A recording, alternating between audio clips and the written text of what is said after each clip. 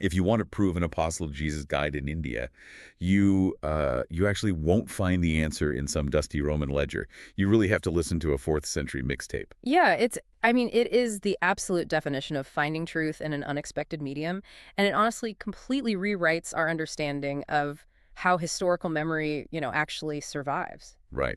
So, welcome to today's deep dive, everyone.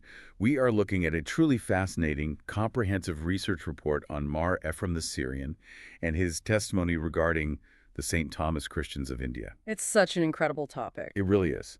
And our mission today is to explore how ancient poetry, the mechanics of the booming Indian Ocean spice trade, and literal physical bones somehow forged this lasting connection between the Middle East and South Asia, Yeah, and to really understand the genesis of that connection, we have to travel back to the volatile 4th century Roman-Persian frontier. which was just a mess at the time, right? Oh, totally. Just picture a region locked in this massive geopolitical tug of war. Cities are constantly changing hands between the Roman Empire and the Sassanid Persian Empire, which was Rome's, great superpower rival to the east. Right, the big heavyweights fighting it out. Exactly. And right in the middle of this fractured landscape is Mar Ephraim. He was born around 306 AD in a contested frontier city called Nisibis, but he eventually had to migrate to Edessa when his home was just, well, ceded to the Persians. Wow, so he was a refugee, essentially. Yeah, basically, Ephraim was a deacon and a teacher, but his primary method of communication was prolific poetry. Okay, let's unpack this, because calling him just a poet almost glosses over the utility of what he was doing. It really does. It sounds too passive. Right. Based on the sources, he was operating more like an ancient educational pop star. The general population at that time was largely unlettered. They weren't reading books. Exactly. They couldn't read dense theological textbooks, so Ephraim didn't even bother writing them. Instead, he wrote what are called madrash, or teaching hymns. Yeah, the Madrash. He used strophic poetry, meaning verses, with repeating stanzas and refrains, to create these massive, theological earworms. Earworms is the perfect word for it. The repeating structure wasn't just artistic at all, it was a mnemonic technology. Wait, like a memory hack? Yes, exactly.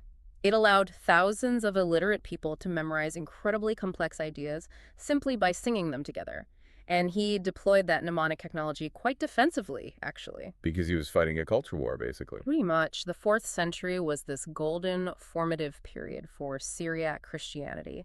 And keep in mind, Syriac is an Aramaic dialect. So Ephraim is expressing his worldview in a Semitic language, which is completely distinct from the Hellenized Greek-speaking traditions of the Mediterranean West. Right, he's in a totally different cultural sphere. Totally. But he isn't operating in a vacuum. He is surrounded by these fiercely competitive rival groups, specifically the Gnostics, who, believed in hidden esoteric spiritual knowledge. Oh, right, the secret knowledge, guys. Yeah. Them and also the Manichaeans, who followed this massive dualistic world religion stretching all the way from Rome to China. Wow, I didn't realize they were that widespread. Oh, absolutely huge.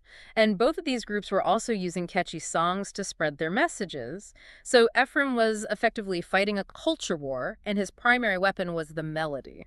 I mean, if you're creating the 4th century equivalent of a pop song to win over a population, you need a really compelling narrative subject, You right? need a good story. Exactly.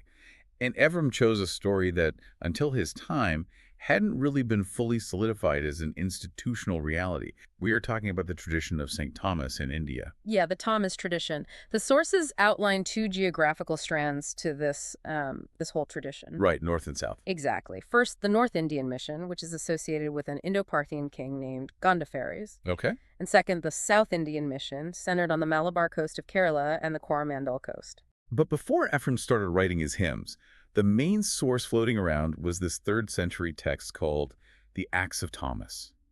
And the research report describes that text as an apocryphal romance, or like sacred fiction. Sacred fiction is a good way to put it. It's very dramatic. Yeah, it reads like a highly dramatic, almost mythological adventure novel, honestly. Yeah. Like, Thomas initially refuses to go to India and ends up getting sold to a merchant as a slave just to get him there. Right, it's very theatrical. But the transition from that text to Ephraim's work a century later marks a profound shift. How so? Well, we move from that imaginative sacred fiction into what the source calls liturgical reality. Ephraim's hymns act as the first ecclesiastical institutional confirmation of the story. Ah, so it becomes official. Exactly. Huh. Confirmation that Thomas not only completed his mission and died in India, but that his relics were moved back west to the city of Edessa. Okay, there's a bit of cognitive dissonance here for a modern listener, though, because we tend to view songs as art, not architectural blueprints for historical reality. Right, they're just songs to us. Yeah. Like if I write a catchy song about living on Mars, Yeah. that doesn't make me an astronaut.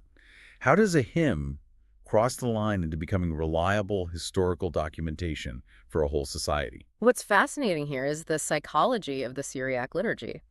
In this culture, integrating a narrative into the official hymns of the church literally shifted its fundamental nature. Really? Just by singing it? Yeah. Once Ephraim's words were adopted by the choirs and sung by the entire congregation every single week, they stopped being the personal, imaginative poetry of one man. The collective performance transformed the song into the accepted knowledge of the Edessan nation. Oh, wow. By the 370s, the idea of Thomas in India wasn't a rumor anymore. It was a cornerstone of their civic identity. That is so interesting because, think about the songs you sang in childhood, the anthems, the folk songs, the holiday carols. They define what you believe is true about your culture long before you ever pick up a history book. Yes, that's exactly the psychological mechanism Ephraim was utilizing. And he reinforces this new reality with vivid imagery, too. Like describing Thomas's mission, using the metaphor of light piercing a dark land through the saving bath of baptism and the, the solar ray of the cross. The solar ray of the cross, yeah, it's beautiful imagery. But a community can sing beautifully about India all they want. Claiming to hold the actual bones of an apostle in Mesopotamia requires real physical logistics. Right, someone actually has to carry them. Exactly. Yeah. How did the relics make that massive journey from South Asia all the way back to the Middle East? This is where the historical mechanics get just incredible because they travel through the literal machinery of ancient commerce. The trade routes. Yes. The source material highlights a specific hymn, Carmina Nisibina 42, which uses a brilliant, highly unexpected literary device to explain this. The entire hymn is structured as a frustrated complaint, delivered from the perspective of the devil. I love this part. The devil is essentially throwing a cosmic tantrum over the logistics of these relics. He really is. He laments that he worked so hard to instigate the slaying of Thomas in India, but now the apostle is actively torturing him in Edessa. Right, you can't escape him. Exactly. The devil cries out, here and there he is all himself. It's such a striking way to describe the ubiquitous power of the apostle's remains. Physical distance has been completely neutralized. And the real-world connectivity that neutralized that distance was the ancient Indian Ocean trade route. Right, the physical ships doing the work. Yeah, we are talking about a massive maritime network linking the Persian Gulf directly to the Malabar coast. This wasn't just a trickle of localized trade. It was a massive industry. Absolutely. Sailors had mastered the timing of the monsoon winds, allowing heavy merchant ships to sail directly across the open ocean rather than hugging a dangerous, pirate-filled coastline. This meant massive hauls of goods, and people were moving reliably between these two worlds. And the source identifies the specific merchant who capitalized on these wins to pull off this transfer, right? A Syrian Christian merchant named Cabin. Yes, come in. Ephraim notes that Cabin originally sailed to India seeking standard, highly lucrative riches. Spices, gems, the usual luxury goods that fueled the Roman and Persian economies. The big money makers. Yeah, but then he encounters these sacred bones, and suddenly the traditional wealth he went looking for looks like, quote, dirt. Here's where it gets really interesting. To use your phrase, Cabin goes looking for a standard shipment of pepper and pearls, and he pivots to the ultimate spiritual acquisition. He's like an ancient venture capitalist pivoting his whole business model. He really is. In the ancient world, the relic trade was perceived as the absolute pinnacle of commercial and divine success. It transformed an everyday trader into a holy carrier of legacy. Wow. And Ephraim plays heavily on this commercial reality in the hymns.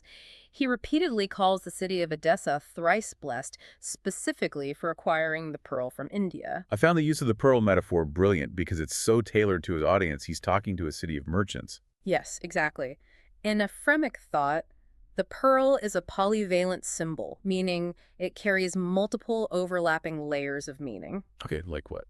Well, it represents Christ, it represents the Word of God, it represents faith itself, and here it uniquely represents the physical remains of the Apostle Thomas. That's a lot of heavy lifting for one metaphor. It is. But by calling the relics a pearl, Ephraim anchors the lofty spiritual legacy of the Church into the very tangible, everyday reality of the Indo-Roman gem trade.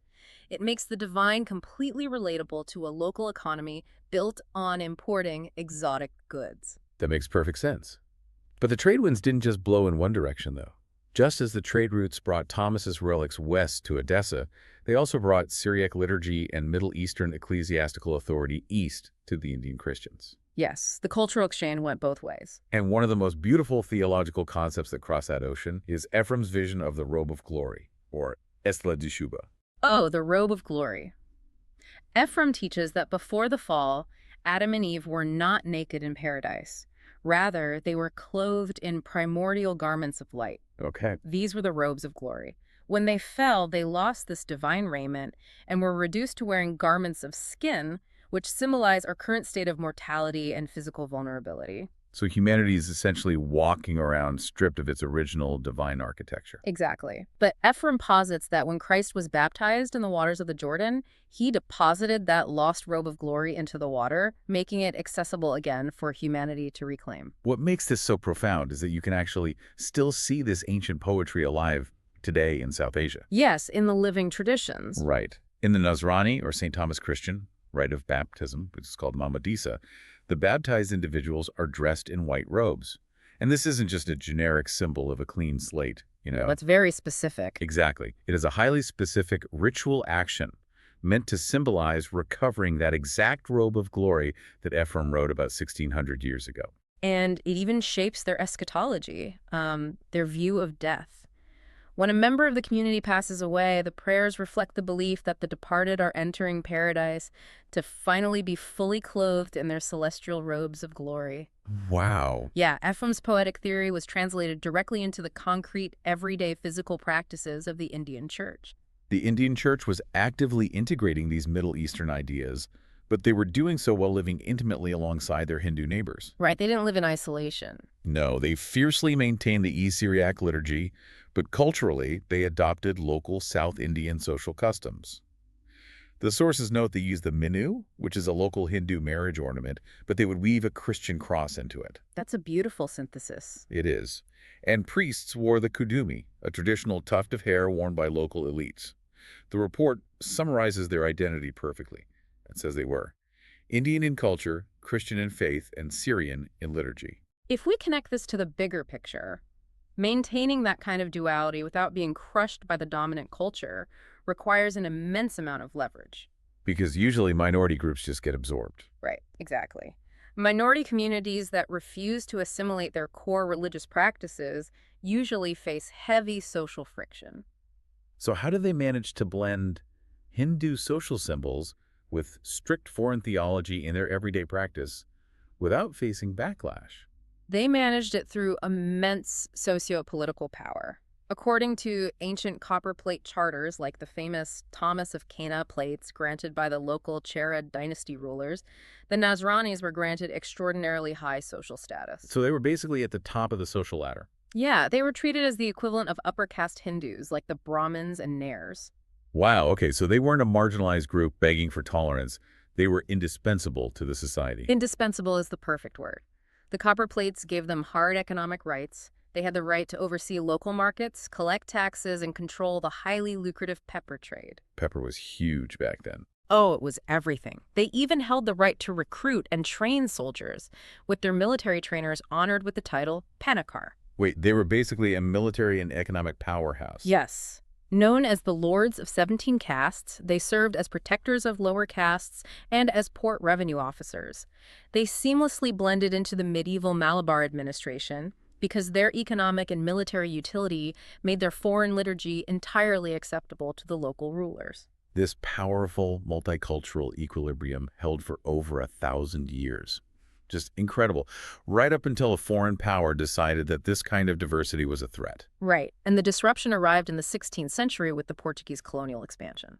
The Portuguese show up, and they observe these ancient Syriac traditions that predate Portuguese Christianity's arrival in India by a millennium, mind you, and they immediately label them heretical. It's tragic, honestly. They initiated the Synod of Diamper in 1599, which resulted in the systematic destruction and burning of ancient Syriac scripts and manuscripts. To really understand the Portuguese motivation, you have to look at the geopolitical concept of the Padroado. The Padroado, what's that? Well, the Pope had granted the Portuguese crown authority over the newly discovered lands in the East. So when the Portuguese found an existing Christian community answering to a patriarch in the Middle East, they viewed it as an illegal jurisdictional breach. Ah, so it was a turf war. Exactly. Burning the texts wasn't just about theological purity, it was about breaking the community's supply chain of authority back to Mesopotamia. To force Roman Catholic obedience, they felt they had to sever the Eastern roots. But the Indian Christians didn't simply accept this cultural erasure.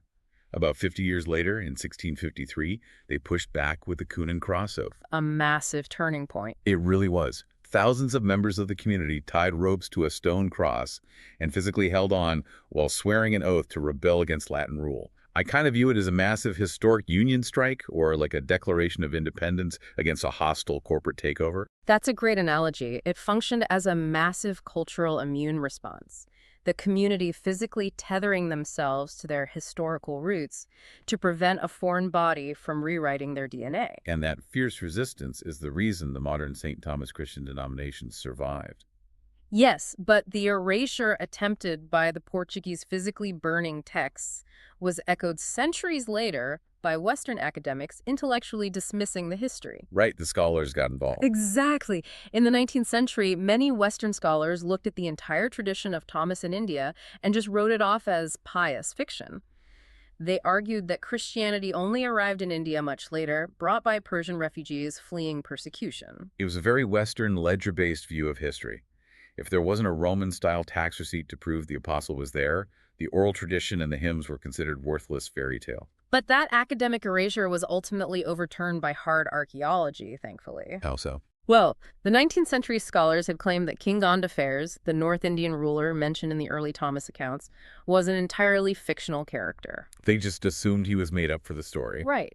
However, later archaeological excavations unearthed first-century coins bearing the exact name and image of King Gondophares in the precise region the ancient texts describe. Oh, wow. The historical anchor dropped. Yes, the ancient texts were completely vindicated. They weren't making up names, they were preserving genuine, verifiable historical memory. But this brings up a massive mechanical question for me. If the Portuguese burned the liturgical texts, how do we still have Mar Ephraim's songs today?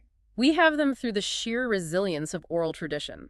The Malankara and Syro-Malabar churches preserved Ephraim's legacy, often referred to as the harp of the spirit through rigorous repetition. So they just memorized everything. Yes, specialized teachers, known as Malapans, used highly strict oral traditions to pass down the melodies of the Katobo de Beth Gadzo, which is their core liturgical book. I was trying to wrap my head around how this works mechanically when a community changes languages, though.